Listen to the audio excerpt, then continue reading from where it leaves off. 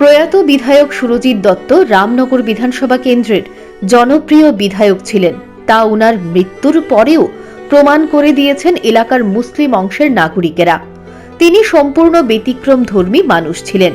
সবসময় অন্যের কিভাবে উপকার করা যায় সেই চিন্তাই করতেন। রাজ্যে বহু নেতা নেত্রী রয়েছেন, কিন্তু সুরজিৎ দত্তের মতো জননেতা অনেকেই হতে পারেননি। রবিবার উনার বিদেহী আত্মার সদ্গতি চেয়ে দোয়া করলেন রামনগরের মুসলিম ধর্মাবলম্বীরা। উপস্থিত ছিলেন মুসলিম ধর্মাবলম্বীদের হুজুর সহ বিশিষ্ট ব্যক্তিরা। বিধায়ক সুরজিৎ দত্তের জন্য ও তার পরিবারের জন্য দোয়া আদায় করেন। তবে এলাকার মুসলিম অংশের মানুষ এমনিতেই সুরজিৎ দত্তের জন্য দোয়া করেছেন, তার বিদেহী আত্মার সদ্গতি কামনা করেছেন এমনটা নয়। সুরজিৎ দত্তের কাছ থেকে তারা উপকার পেয়েছেন এবং তাদের সুখ দুঃখে সুরজিৎ দত্ত ছিলেন বলেই ওনার প্রতি শ্রদ্ধা জানাতে এবং বিদেহী আত্মার সদ্গতি চেয়েছেন, তার আত্মার শান্তি কামনা করেছেন। রাজ্যের বহু জননেতা নেত্রী অতীতে প্রয়াত হয়েছেন।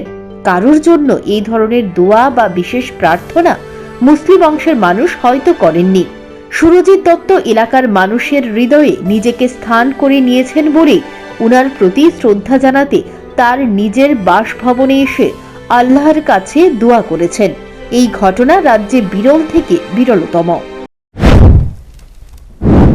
হচ্ছে এখানে যেহেতু দুইটা কমিউনিটি আপনারা সকলে জানেন, তো এই যে যিনি মারা গিয়েছেন মরহুম সুরজিৎ দত্ত মহোদয়, তিনি আমাদের অত্র এলাকার মধ্যে যে সেবক হিসাবে ছিলেন, যেমন হিন্দু ভাইদের মধ্যে ছিলেন তেমন মুসলিম ভাই বোনদের মধ্যে ছিলেন।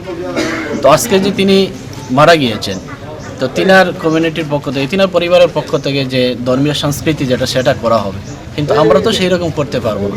তো আমাদের কমিউনিটি থেকে এরকম একটা চিন্তাধারা নিয়ে আমাদের ধর্মীয় যে রীতি অনুসারে আমরা একজন লোক মারা গেলে যেরকম করি, ঠিক ওনার জন্য আজকে আমরা তাই করলাম। যে তিনি জীবদ্দশা আমাদের জন্য যেরকম ভালোবাসা, মায়া, মমতা, স্নেহ দিয়েছিলেন, বা আমাদের বিপদে আপদে সুখে দুঃখে যেরকম তিনি অংশগ্রহণ করতেন, তো আজকে তিনি চলে গিয়েছেন।